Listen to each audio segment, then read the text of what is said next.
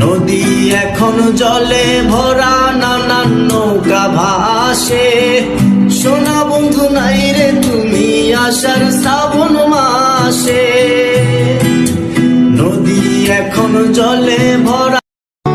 আমার পাড় ভাঙা এক নদী, আমি নৌকা হতাম যদি, ভাসতে ভাসতে যেতাম তোমার কাছে।